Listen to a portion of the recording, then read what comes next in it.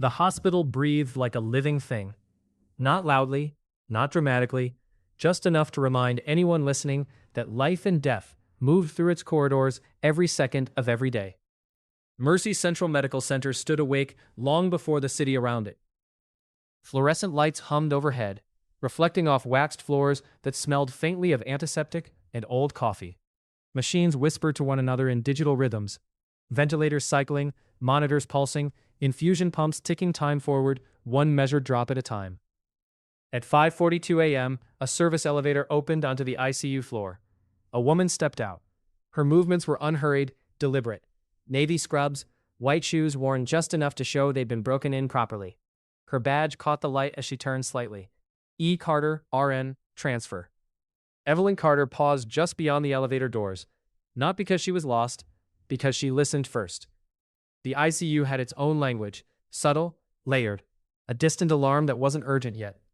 The faint wheeze of a ventilator struggling against stiff lungs. Footsteps approaching from the east wing, quick and annoyed. She absorbed it all in silence.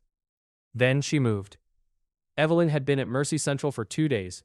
No welcome speech, no handshake from leadership. Her arrival had been administrative. An email, a signature, a thin folder slid across a desk. Temporary assignment, overflow coverage, night and high acuity only. Transfer nurses were common in large hospitals like this. They filled gaps, covered crises, disappeared quietly when no longer needed. They were not meant to stand out. Evelyn didn't try to. She kept her hair pulled back tight, every strand in place. Her posture was straight but relaxed, the way it gets when standing properly has long since stopped being a conscious effort. Her face revealed little. Calm eyes, lines earned through years of restraint rather than age. She introduced herself when required. She spoke only when spoken to, and she worked. During her first shift, she noticed that bed 12's arterial line waveform dampened intermittently. No one else commented on it. The attending brushed it off as equipment sensitivity. Evelyn quietly recalibrated it. The waveform stabilized. She documented nothing beyond what was required. Later, she caught a dopamine drip running slightly above ordered parameters. Not dangerously so, just enough to strain already fragile kidneys. She adjusted it. Again, no announcement. Again, no credit. On her second night, a patient's pupils reacted asymmetrically for less than 30 seconds. Long enough for Evelyn to see it. Not long enough for anyone else to bother. She flagged it quietly to a resident. The resident nodded distractedly and forgot. Evelyn followed up on her own. By morning, the pupils were equal again. No one asked why. By the third day, the ICU staff had formed an opinion. She was quiet. Too quiet. During rounds, the team clustered at the foot of each bed, tablets out, confidence loud. Dr. Marcus Hale led them, head of critical care, immaculate scrubs, voice tuned for command. He didn't raise it often, he didn't need to. At bed 7, he reviewed the overnight report. Vitals stable, vent unchanged, labs within acceptable parameters. Evelyn stood off to the side, hands loosely clasped. She hesitated. It was barely noticeable. Yes, Dr. Hale said, irritation already present. The patient desaturated twice overnight, Evelyn said evenly, briefly. Both episodes correlated with increased intracranial pressure. Dr. Hale didn't look up from his tablet. Transient, he replied, clinically insignificant. Evelyn considered her next words. Then she stopped. She nodded once. As you say, doctor. A resident smirked. Someone whispered, transfer nerves. A soft laugh rippled through the group. Dr. Hale finally looked at her. Focus on charting, he said. We'll handle the medicine. The words landed cleanly. Evelyn absorbed them without reaction. She stepped back into place. Later, in the medication room, a junior nurse watched Evelyn prepare a complex infusion. You didn't check the calculator? The nurse said. I didn't need to, Evelyn replied. The nurse blinked. You've used this protocol before? Yes. Where? Evelyn labeled the syringe carefully, her handwriting neat and precise. Elsewhere. That was all. Shortly before noon, the hospital's rhythm shifted. It was subtle at first. A sharp page overhead, the sound of running footsteps, voices tightening. Then the ER doors burst open. 8-year-old male, a paramedic shouted, collapsed at school, fever, respiratory distress, altered mental status. The gurney flew past. Evelyn looked up and froze, not in fear, in recognition. She saw the rash before anyone named it, heard the breathing pattern before anyone charted it, noticed the way the child's eyes struggled to focus. Her stomach tightened. This doesn't belong here. she murmured. The emergency bay filled faster than it should have. Nurses moved with sharpened urgency, snapping gloves into place, monitors rolling in, IV poles clattering against tile. The smell of antiseptic thickened as doors swung shut behind the gurney. Lucas Ramirez lay motionless beneath harsh white lights. His chest rose unevenly, each breath shallow and strained. His skin burned with fever, flushed and mottled, the rash spreading faintly along his neck and behind his ears. Details easy to miss if one wasn't trained to look for patterns instead of numbers. Temperature's 104.6, a nurse called out. BP dropping, another added. Dr. Hale stepped forward, voice crisp, commanding. Let's get labs, blood cultures, CT prep. Start antivirals. Assume encephalitis until proven otherwise. Orders were echoed, repeated, obeyed. Evelyn stood just outside the immediate circle, watching, listening. Her eyes tracked everything at once. The tremor in the child's hands, the slight delay between breaths, the way his jaw clenched just before his body stiffened. Seizure, someone shouted. The child arched violently. Monitors screamed. Hands moved fast, but not fast enough. Evelyn stepped forward. Doctor, she said calmly, cutting through the noise, we need to isolate him. Now. Dr. Hale turned sharply. What? This presentation doesn't match encephalitis, Evelyn said. The rash distribution, the fever curve, the neurological response, it's consistent with a hemorrhagic neurotoxin. The room stilled for half a beat. Then, that's absurd, a senior resident scoffed. This is a hospital, not a biothriller. Dr. Hale's jaw tightened. You're a transfer nurse, he said flatly. You don't diagnose. I'm not diagnosing, Evelyn replied. I'm warning. Dr. Hale waved her off. Step back. She didn't. Doctor, she said again, firmer now. If I'm right, every second we delay containment puts this floor at risk. Silence, then laughter. Short, incredulous. Listen to yourself, the resident said. You want to quarantine the ICU based on a hunch? Dr. Hale folded his arms. Enough, he snapped. You are overstepping. Evelyn looked at Lucas. The seizure hadn't fully stopped. The child's lips were beginning to darken. The charge nurse hesitated. Doctor, she ventured carefully, should we at least... No, Hale cut in. We are not triggering containment protocols over speculation. Evelyn exhaled slowly. She reached for the intercom panel. Dr. Hale noticed too late. What are you doing? He barked. Evelyn pressed the button. The hospital answered before anyone else could. Attention, biohazard alert, initiating containment. Red lights ignited along the ceiling. The sound that followed was not an alarm. It was something heavier, something final. Deep within the walls, massive steel doors disengaged and slammed into place with a thunderous, echoing crash. The ICU sealed. Air vents hissed as filtration systems activated. Access panels locked. No one moved. Someone whispered, "Oh my God." Dr. Hale turned slowly toward Evelyn. What did you do? He demanded. Evelyn was already pulling on gloves. Activated the emergency override, she said. You'll want negative pressure in 30 seconds. You had no authority. Authority won't matter if this spreads, she replied. Her voice didn't shake. That unsettled him more than the lockdown. Within minutes, chaos replaced disbelief. Security pounded uselessly on sealed doors. Administrators shouted through intercoms. Phones buzzed with unanswered calls. Inside, the ICU became an island. Dr. Hale rounded on Evelyn. You just shut down an entire critical care unit based on your opinion, he said. Do you have any idea what you've done? Yes, Evelyn said. I've bought time. Lucas convulsed again. Harder. His oxygen levels plummeted. Get him intubated, Hale ordered. The resident hesitated. He's aspirating. I said intubate. The tube went in. The monitor flatlined for a breathless second. Then another seizure hit. Evelyn stepped forward again. We can't ventilate him conventionally, she said. The neurotoxin is affecting his respiratory center. We need manual regulation and targeted cooling. Dr. Hale stared at her. You are not running this case, he said coldly. I'm trying to save his life. You're risking everyone else's. Evelyn met his gaze. Then remove me, she said. But don't let him die to protect your pride. The room went silent. No one spoke. The words hung there, heavy and undeniable. Dr. Hale turned away. We proceed as planned, he said. Sedate, stabilize, we wait for labs. Minutes passed. Lucas's heart rate spiked erratically. His temperature climbed higher. The ventilator alarms grew more frantic. We're losing him, a nurse whispered. Dr. Hale hesitated. Just long enough. Evelyn moved. She reached for a specialized cooling catheter kit, one rarely used, high risk, rarely approved without infectious confirmation. "Stop," Hale shouted. Evelyn ignored him. She worked with practiced speed, sterile field, precise insertion, controlled movements that spoke of long familiarity. "Someone help her," the charge nurse said suddenly. Hands joined Evelyn's. The catheter slid into place. Evelyn adjusted the flow. Lucas's temperature began to drop, slowly. The seizures weakened. The monitors steadied. For the first time since arrival, the alarm softened. A stunned silence filled the room. It worked. Dr. Hale stared at the screen, then at Evelyn. His face hardened. "You're done," he said. "Step away from the patient." Evelyn complied immediately. Security was already moving toward her. She removed her gloves calmly. As they escorted her toward the sealed doors, Lucas's mother sobbed in relief behind her. The ICU no longer sounded like a hospital.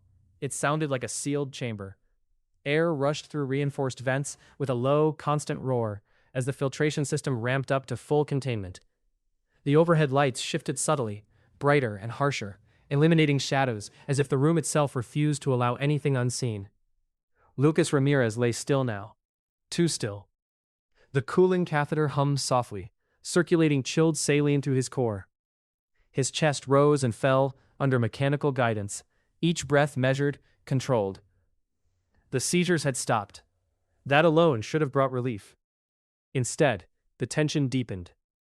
Dr. Hale stood at the foot of the bed, staring at the monitors as if willing them to contradict what they showed.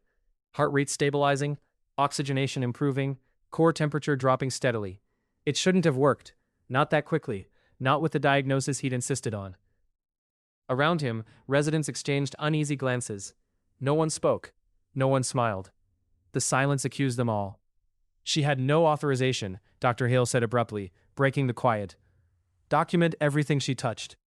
A resident nodded, fingers already flying across a tablet. "And make sure administration knows," Hale continued.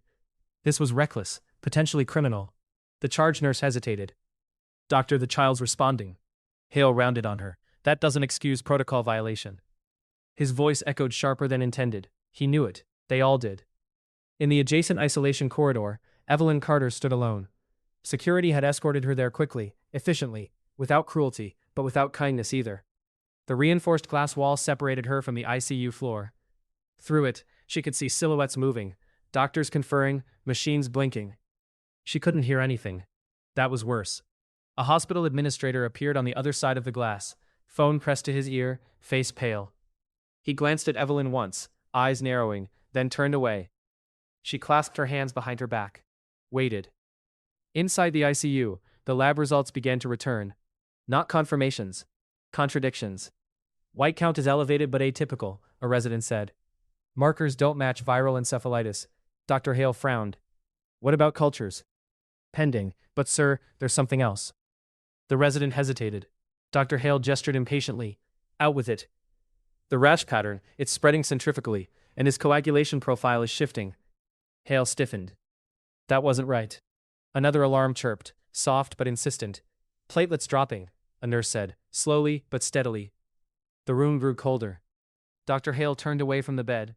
Pulling up the patient's chart again, he scrolled faster now, jaw clenched. "Get infectious disease on the line," he ordered.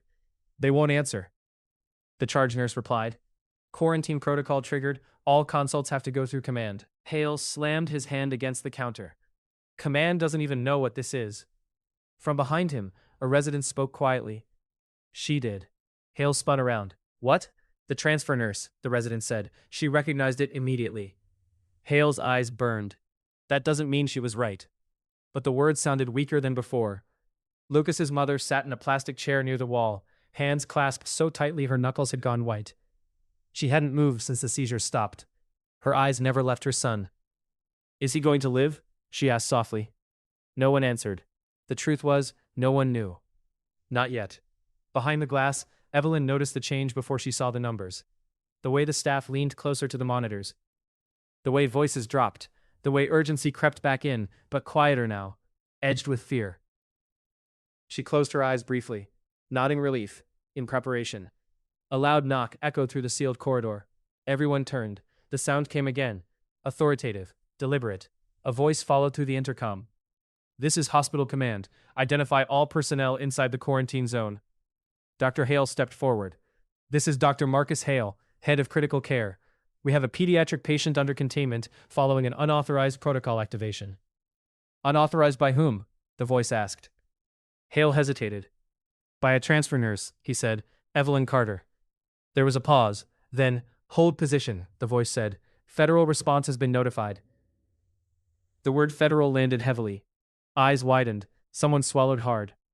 Dr. Hale felt a chill crawl up his spine.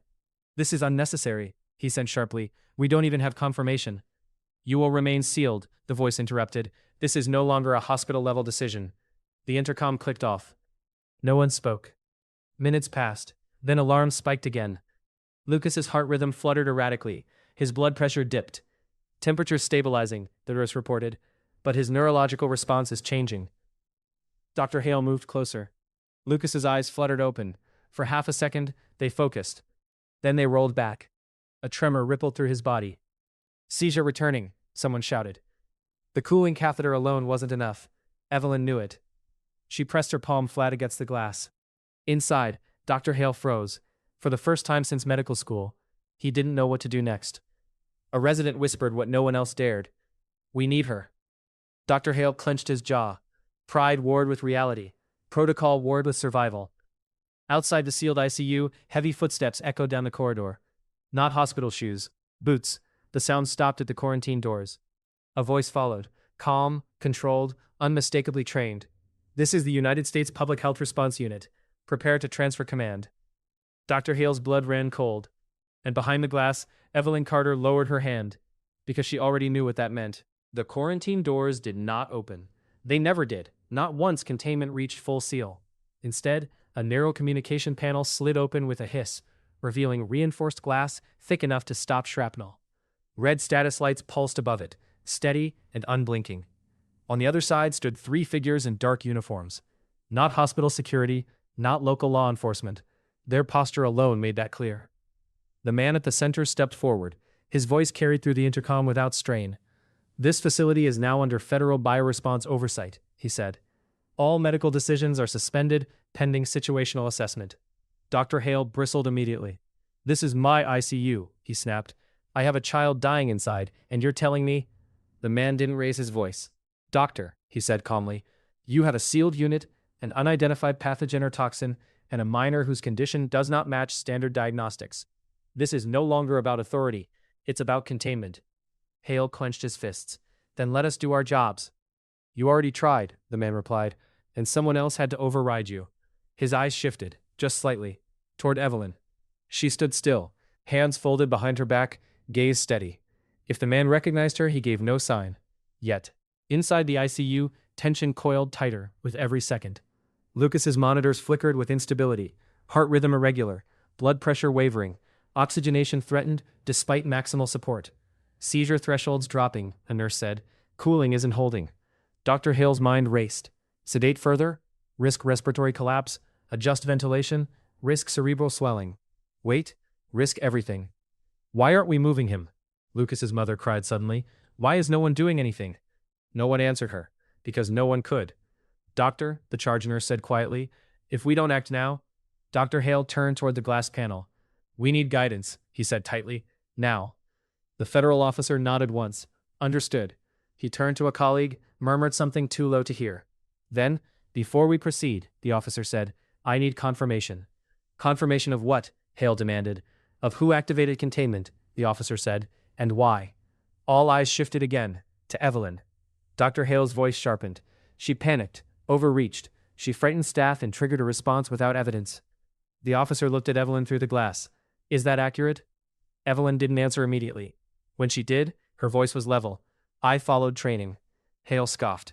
What training teaches a nurse to seal an ICU? Evelyn met his gaze. The kind that assumes hesitation kills people. The room fell silent. Inside the ICU, Lucas convulsed again. This one was worse. His back arched violently. The ventilator alarm shrieked. Pressure spiking, a resident shouted. We're losing airway control. Push anticonvulsants, he ordered. They're not working, the nurse replied. He's refractory. Hale's breath came faster now. Refractory seizures meant one thing. They were running out of options. Outside, the federal officer spoke again. There's a treatment protocol being transmitted now, he said. High risk, experimental, not approved for civilian hospitals. Dr. Hale turned sharply. Then why are you suggesting it? Because your nurse already started it, the officer replied. Hale froze. What? The cooling catheter, the officer continued.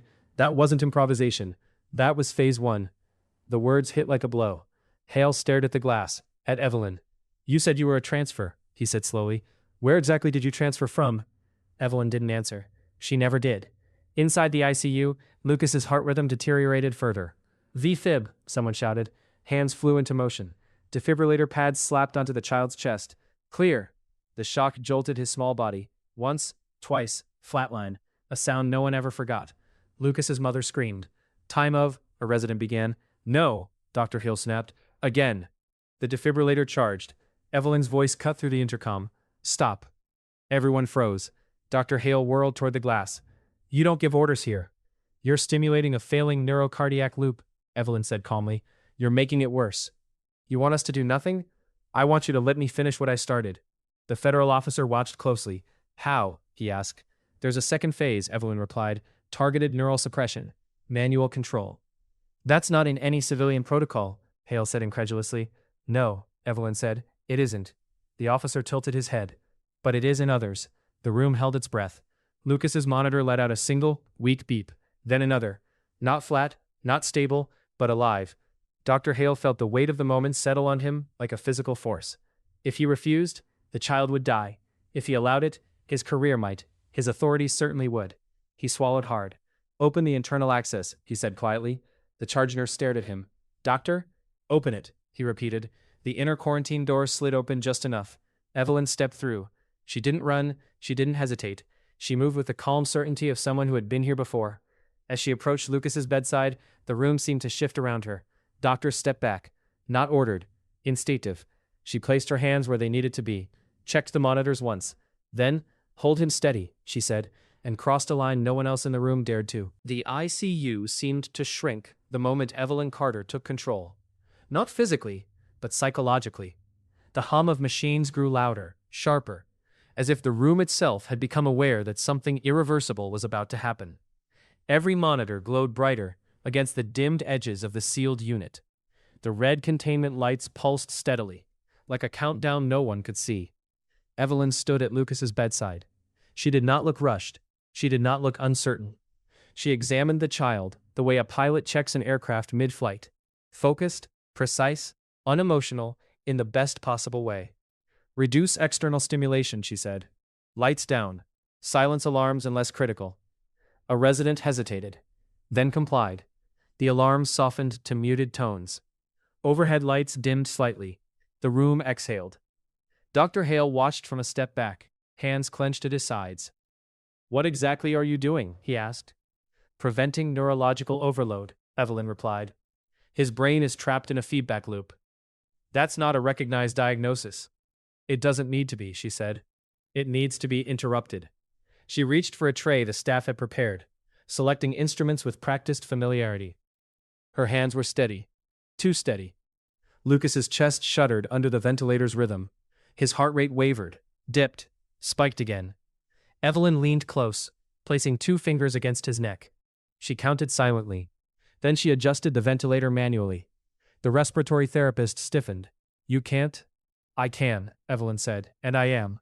She altered the cadence, slower, deeper, synchronized not to protocol, but to Lucas himself. The change was immediate. His heart rate stabilized by a fraction. Not enough. But closer. Dr. Hale stepped forward. This is reckless, he said quietly now. If this goes wrong. It already has, Evelyn replied without looking at him. I'm just trying to stop it from ending. She prepared the next step. A syringe. Clear fluid. The label was unfamiliar to most of the staff. A resident frowned. That's not on our formulary. No, Evelyn said. It wouldn't be. She paused, just for a second, then administered it. Outside the quarantine zone, the federal response team watched every movement through reinforced glass. Sensors fed real-time data into their systems. Screens flickered with numbers that mirrored the ICU monitors. One of the officers leaned toward the commanding official. She's using field-grade neural suppressants, he said quietly. The official nodded once. Then she knows exactly what she's dealing with. Inside, Lucas's body tensed violently. For a terrifying moment, it looked like failure. Then, The tremor eased. His muscles relaxed. The EEG trace, jagged and chaotic moments earlier, began to smooth. A nurse gasped. Activities normalizing. The room froze. No one spoke. No one dared breathe too loudly. His oxygen saturation climbed, slowly, deliberately, like a system rebooting itself. Dr. Hale stared at the monitor. It contradicted everything he believed should be happening. Impossible, he whispered. Evelyn finally looked at him. It's rare, she said. Not impossible. She adjusted the cooling catheter one final time, then stepped back. Now we wait, she said, and we don't touch him unless I say so. The authority in her voice was undeniable and infuriating. Minutes passed, then more. Lucas's condition held.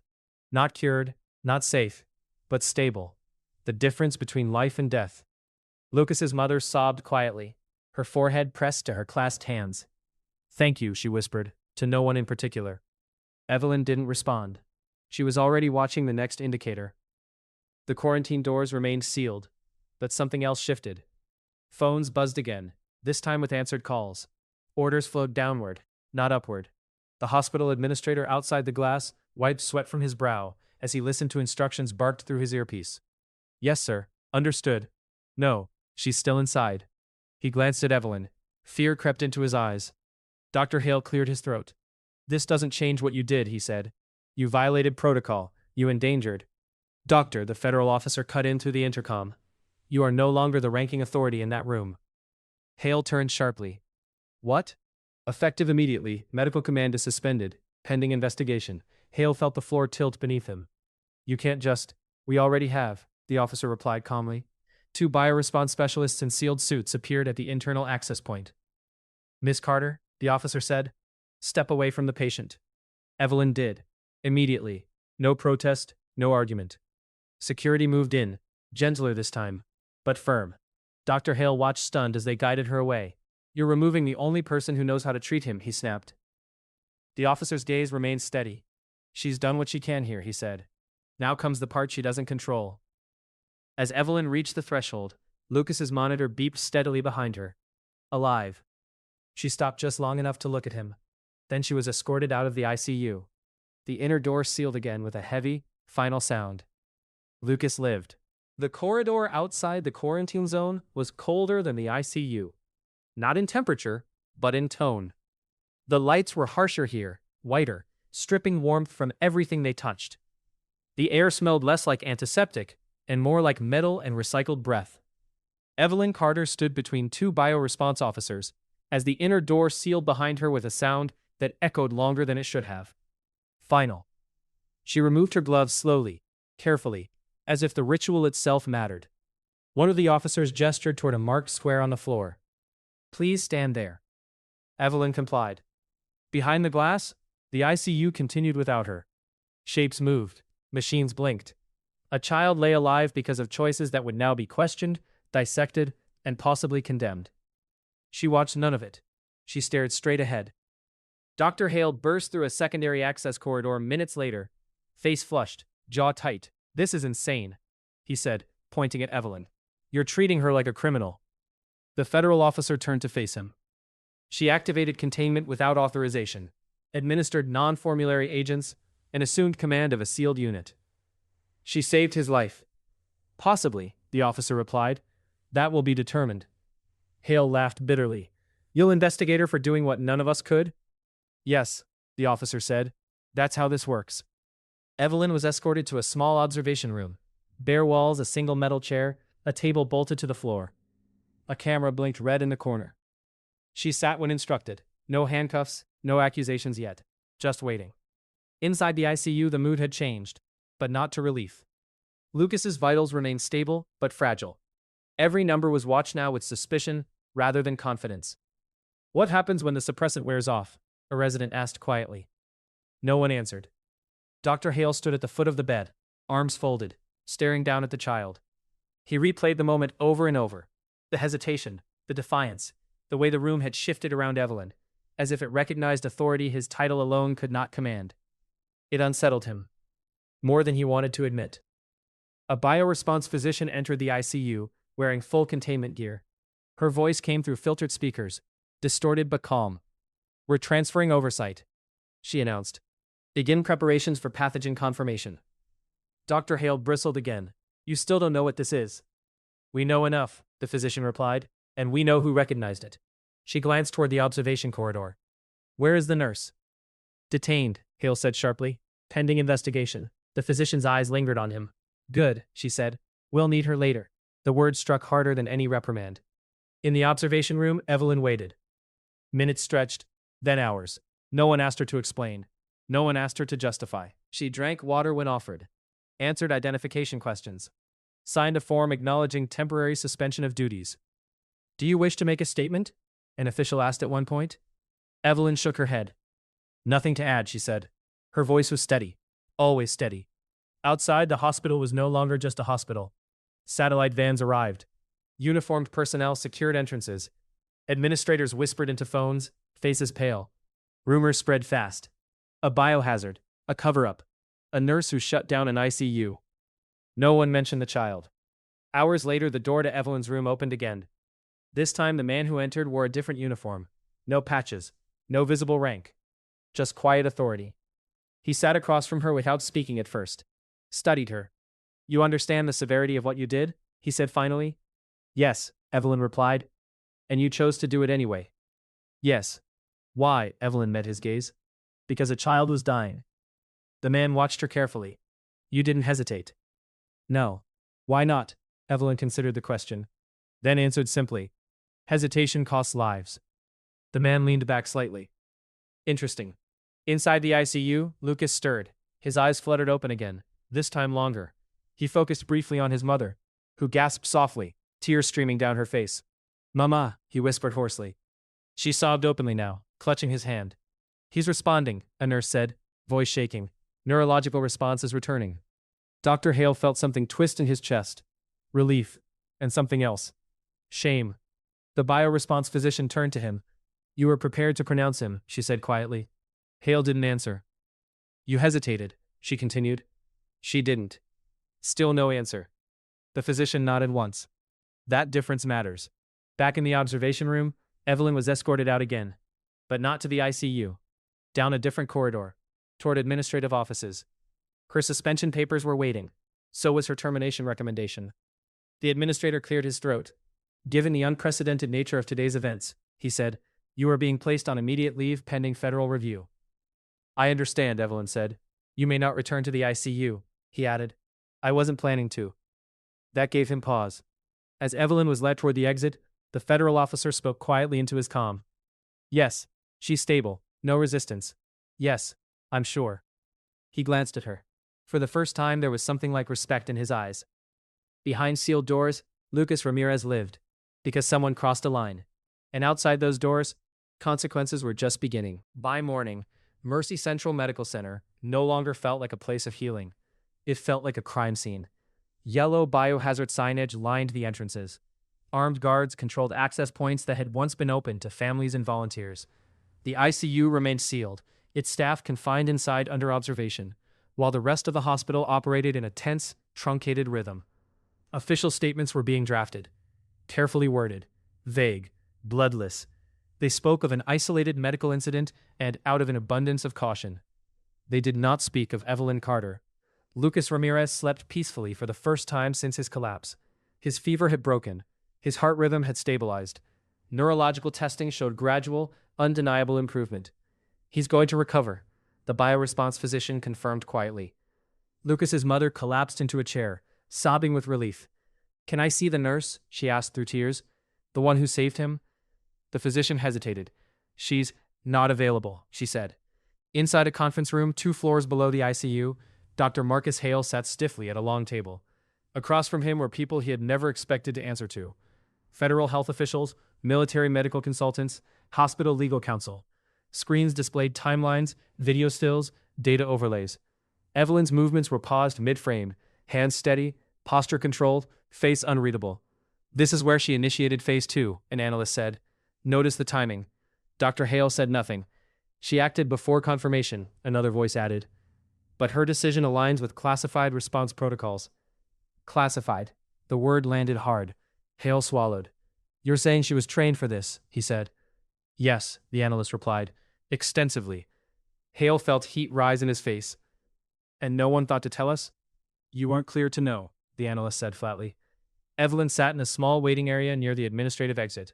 Her belongings were packed neatly at her feet: shoes, jacket, a folded sweater.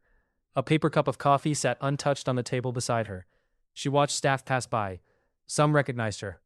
Most looked away. A few stared openly, curiosity mixed with discomfort. No one thanked her. No one apologized. She hadn't expected them to. Dr. Hale's review concluded without ceremony. The verdict was clear, even if it was never spoken aloud. Lucas lived because of Evelyn. And yet, protocol violations cannot be ignored, legal counsel said. Public acknowledgement would raise questions we cannot answer. So we let her take the fall? Hale asked quietly. The room didn't respond. Silence was answer enough. By noon, internal memos circulated. Transfer nurse Evelyn Carter, removed from duty pending review. No mention of life-saving intervention. No mention of containment success. Just removal. Evelyn stood as the automatic doors slid open. Daylight flooded in, harsh and unfiltered. Outside, news vans idled at the curb. Reporters spoke into cameras, speculating wildly about what had happened inside. Evelyn walked past them without stopping. A journalist noticed her. Ma'am, were you involved in the ICU incident? Evelyn didn't slow. Do you have a comment? She shook her head once. No. She stepped into the sunlight and kept walking. Inside the ICU, Lucas opened his eyes again. This time, he stayed awake. He squeezed his mother's hand. They fixed me, he whispered. She smiled through tears. Yes, baby, they did. But her eyes searched the room, for someone who wasn't there. Dr. Hale stood at the observation window, watching the child breathe on his own. Relief washed through him again, followed immediately by guilt. He replayed his own words in his head. Stick to charting.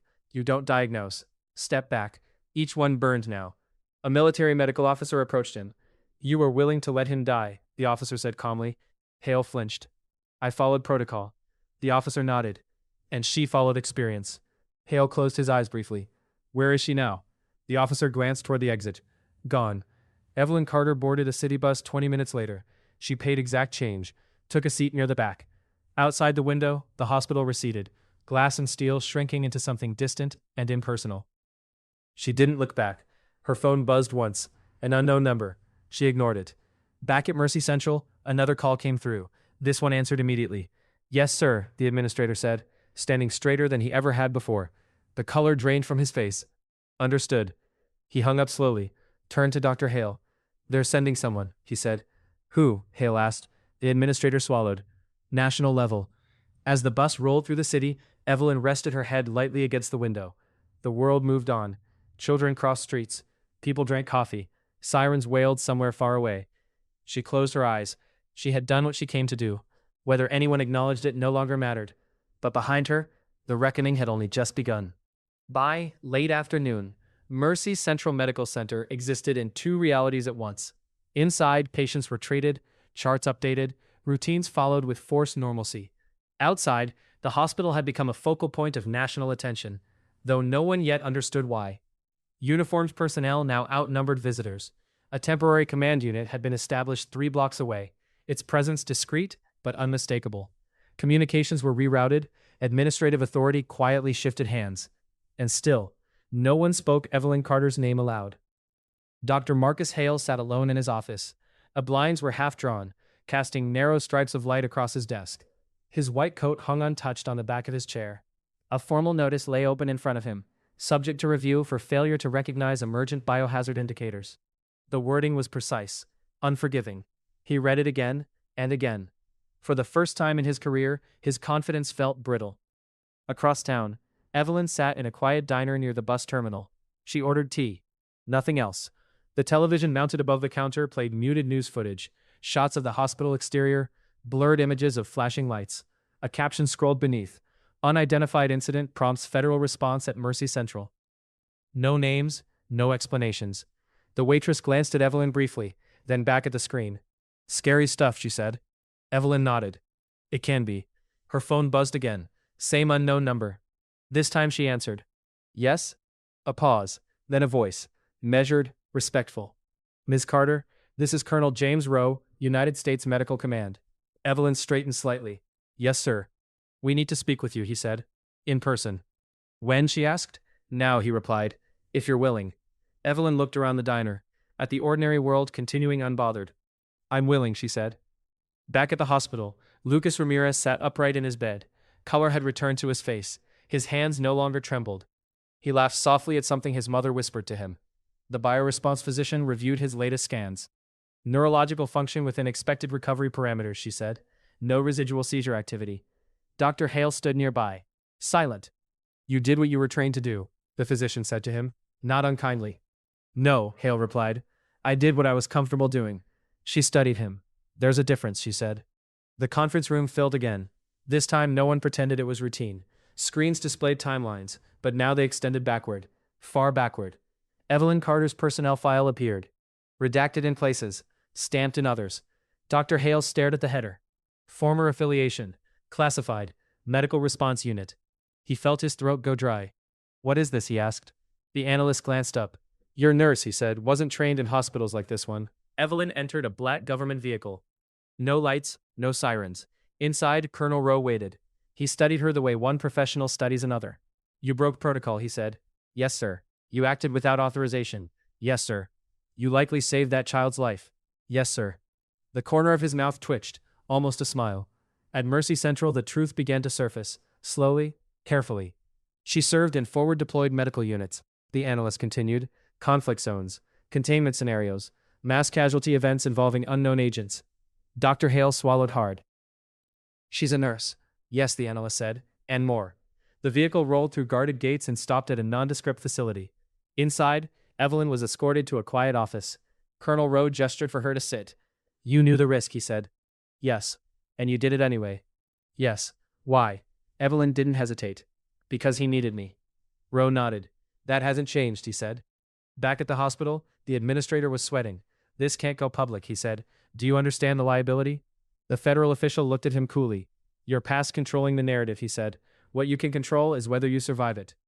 Dr. Hale sat heavily in his chair. Every mocking remark, every dismissal, every assumption, they replayed relentlessly. He had mistaken silence for incompetence, and nearly paid for it with a child's life. Colonel Rowe slid a folder across the table toward Evelyn. Inside were documents she hadn't seen in years. Assignments, commendations, after-action reports. You disappeared, he said. I retired, Evelyn replied. You transferred, he corrected. There's a difference. She met his gaze. I wanted a place where lives mattered without politics. Rowe nodded slowly. And yet, here we are. At Mercy Central, the first formal reprimand was issued.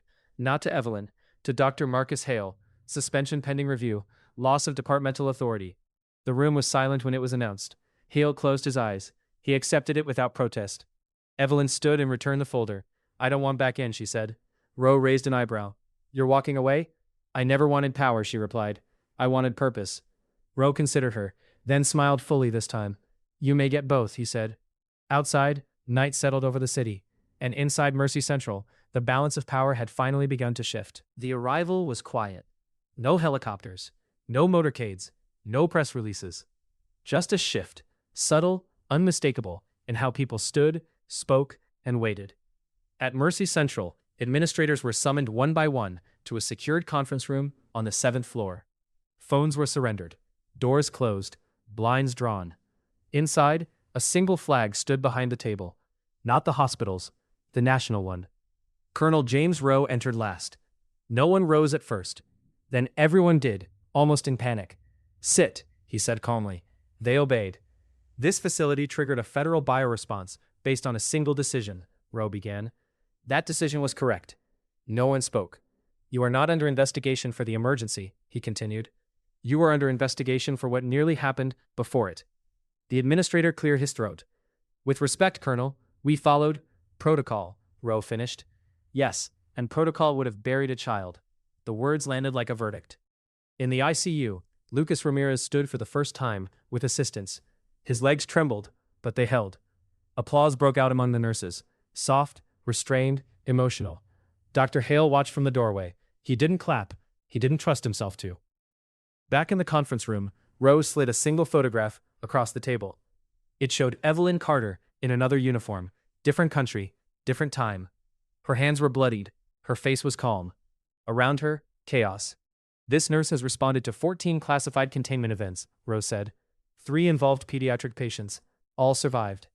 The room went still. You shamed her, Rowe continued, dismissed her, removed her. No one argued. A legal advisor spoke carefully. Colonel, with respect, we couldn't have known. Rowe looked at him. That, he said, is the problem.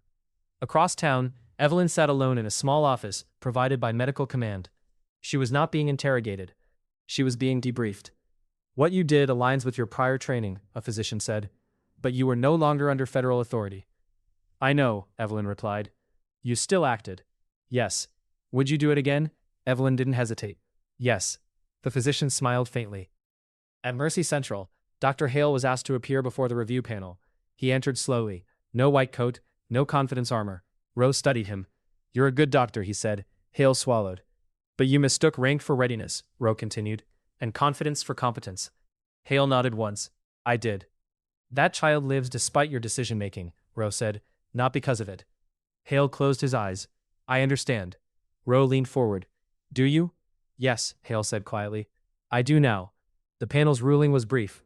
Dr. Hale was removed from leadership, required to undergo retraining, barred from administrative authority indefinitely. No theatrics, no shouting, just consequence. Hale accepted it. He didn't argue. Lucas Ramirez was wheeled out of the ICU. His mother hugged every nurse she could reach. When she reached Dr. Hale, she hesitated, then spoke softly. Please, she said, tell the nurse thank you. Hale nodded. I will, he said, and meant it. At the federal facility, Colonel Rowe met Evelyn one last time. The hospital wants you back, he said. Evelyn shook her head. No.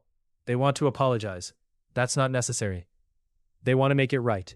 Evelyn met his gaze. Then teach them, she said. Rowe smiled slowly. I was hoping you'd say that. Documents were signed. Not employment contracts, agreements, training mandates, emergency preparedness protocols. A new role, quiet, unpublicized, instructor, advisor, guardian against hesitation. The next morning, Mercy Central received an internal directive. All critical care staff would undergo emergency decision training. Designed by Evelyn Carter. Her name appeared only once. No title, no accolades, just authorship. Dr. Hale sat in the back of the training room days later, listening, learning. For the first time in years, he took notes. Across the city, Evelyn walked through a hospital corridor again. Different hospital, different role, same calm. A young nurse looked up nervously. Are you the instructor? Evelyn smiled gently. Yes. The nurse exhaled. I'm glad you're here. Evelyn nodded. So am I. Power had entered the room, not loudly, not cruelly, but decisively.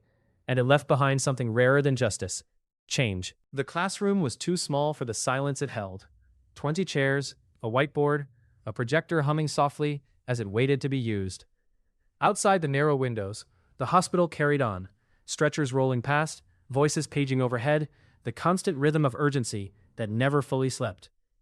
Evelyn Carter stood at the front of the room. No podium, no notes, just her hands loosely folded, posture relaxed, eyes attentive. She waited until everyone was seated. Doctors, nurses, respiratory therapists, administrators who had never attended a training session in their careers. Dr. Marcus Hale sat in the back row. He kept his head down. Before we begin, Evelyn said calmly, this isn't about blame. Several people shifted uncomfortably. This is about recognition, she continued, of patterns, of moments, of when the cost of waiting becomes greater than the cost of acting. She clicked the remote. The screen behind her filled with a still image, a corridor. Not this hospital, not even this country. Every emergency announces itself, Evelyn said, not loudly, not clearly, but consistently. She pointed to the image. What do you notice? A resident raised his hand. Barricades, he said. Improvised. Good, Evelyn replied. Another nurse spoke. Patients being treated on the floor. Yes, she nodded once. Now look again. They did, and saw it. Children, not patients. Collateral. Evelyn didn't explain the image. She moved on. Another slide, another place, another crisis. Each one worse than the last. Still, no explanation. Just context. Just evidence. Dr. Hale felt his chest tighten. He recognized some of the scenes now. He had read about them, vaguely, in journals, in briefings, in footnotes that never lingered on the human cost. Why don't we know about this? Someone asked. Evelyn paused. Because most of it doesn't end well, she said, and we don't like to study failure. She let that sit. After the session, no one clapped. They didn't know how. They stood slowly, quietly, and filed out as if leaving a memorial rather than a lecture. Dr. Hale remained seated. Evelyn noticed.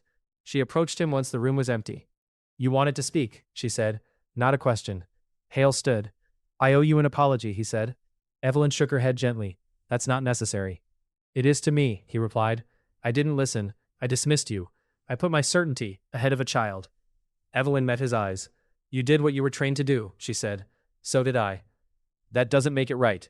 No, she agreed, but it makes it understandable. Hale swallowed. Where did you learn all of this? He asked quietly. Evelyn considered him, then answered. By being the last option, she said. The truth spread after that, not publicly, professionally, whispered between departments, mentioned in hushed tones during shift changes, shared cautiously, as if speaking it too loudly might cheapen it. Evelyn Carter had served in places where hospitals didn't exist, where protocols were suggestions, where decisions were made in seconds and lived with forever. She had treated children under fire, delivered care in sealed bunkers, made calls that ended one life to save 10, and she had never once spoken of it herself. Lucas Ramirez was discharged 2 weeks later. He walked out of the hospital, holding his mother's hand, a small backpack slung over one shoulder.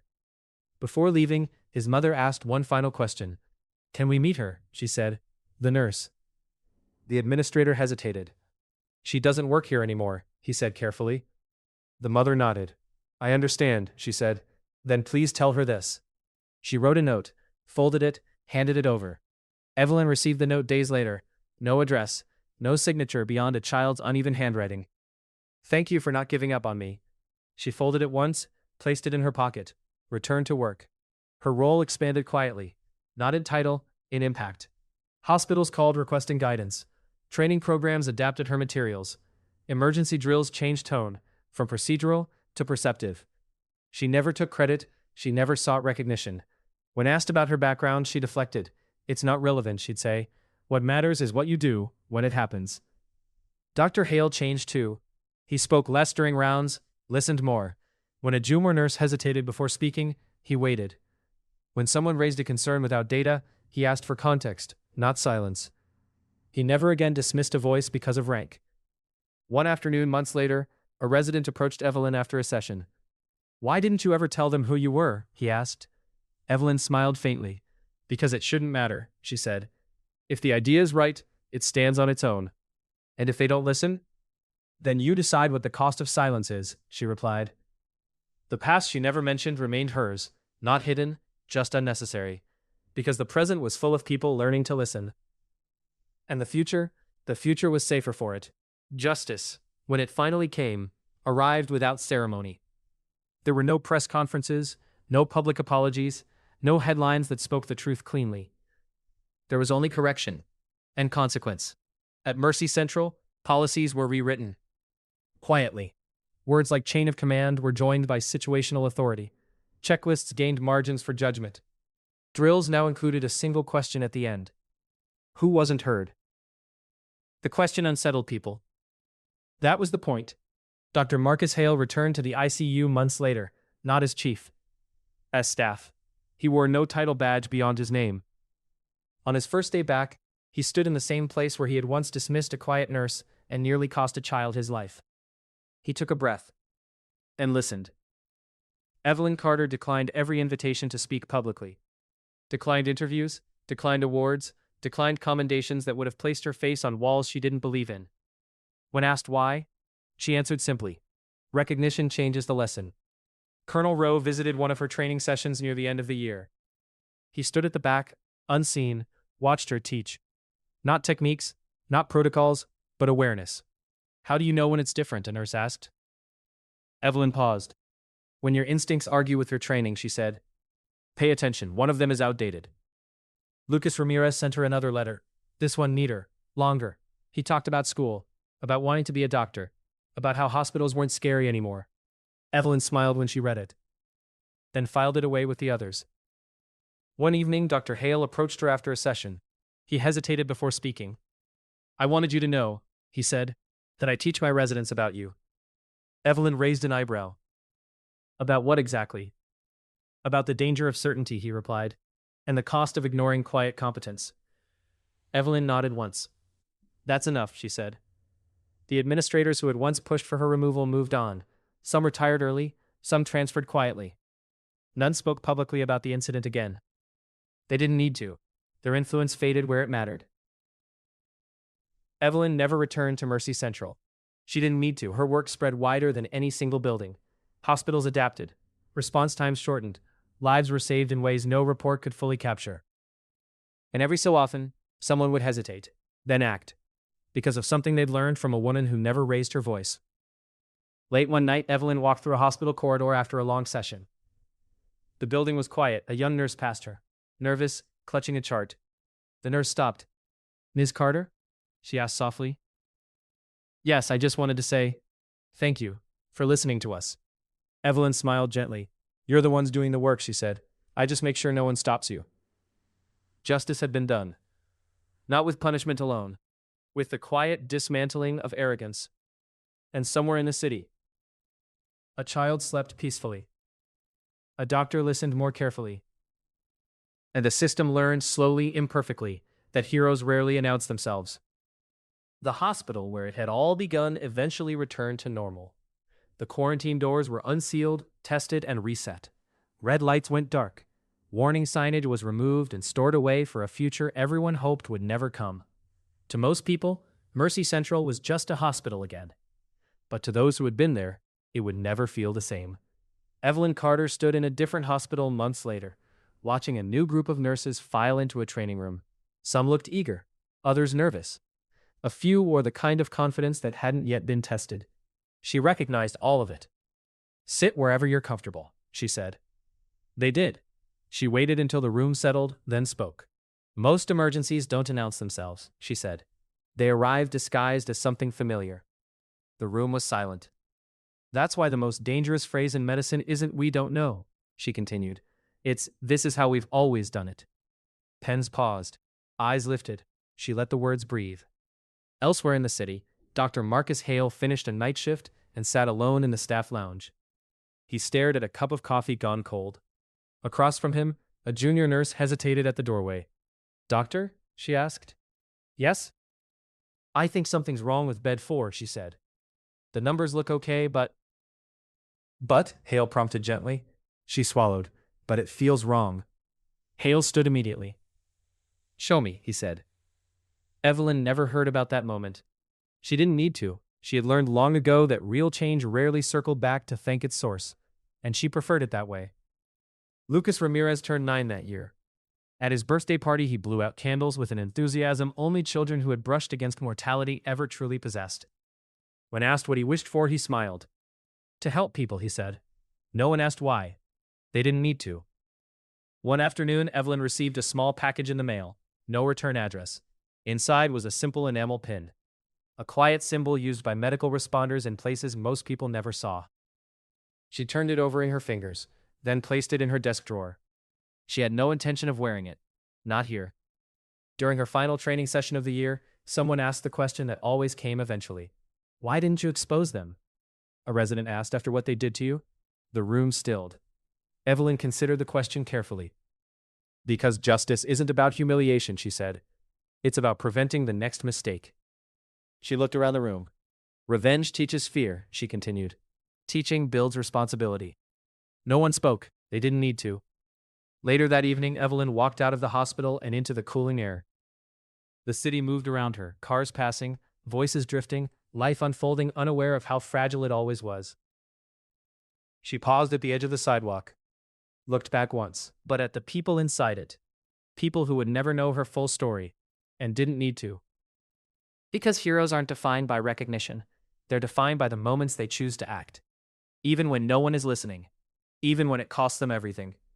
Even when the only reward is knowing a life continues. Evelyn Carter walked on, quietly, steadily, exactly the way she always had.